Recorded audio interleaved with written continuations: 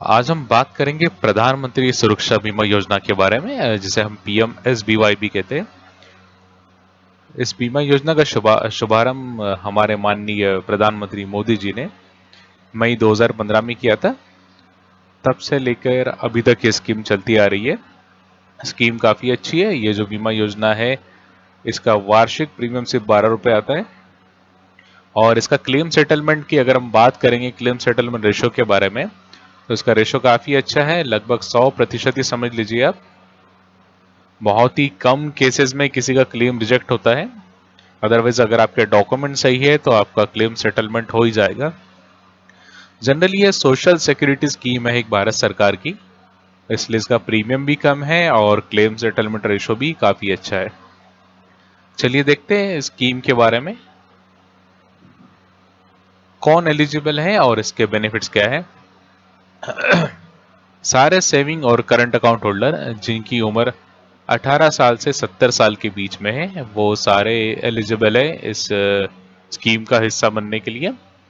आपके पास आधार कार्ड होना चाहिए। जैसा कि मैं आपको कई बार बता चुका हूँ कि गवर्नमेंट की किसी भी योजना का लाभ लेने के लिए अभी आधार कार्ड कंपलसरी हो गया है। तो स्कीम का भी लाभ लेने के लिए आपके पास आधार कार्ड होना चाहिए।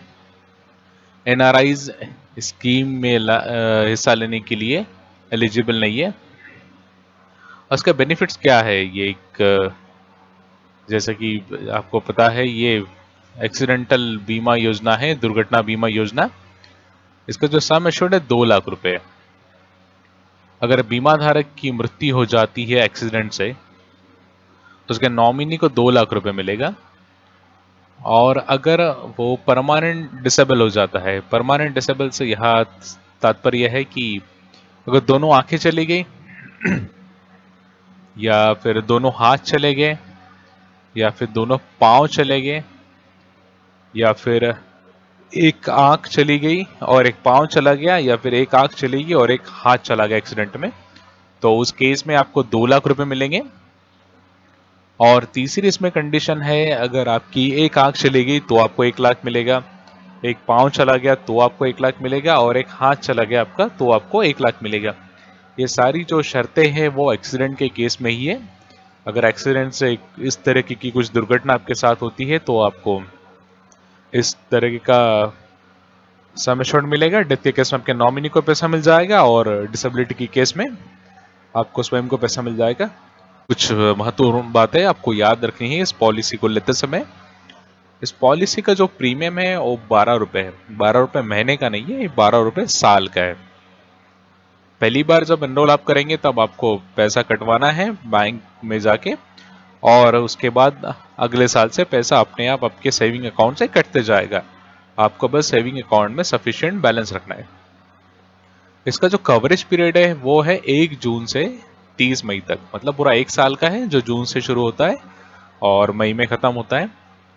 अगर आप अप्रैल के महीने में इस पॉलिसी को लेते हैं, मतलब नया पॉलिसी एनरोल करते हैं, तो आपको कवर सिर्फ 30 मई तक ही मिलेगा।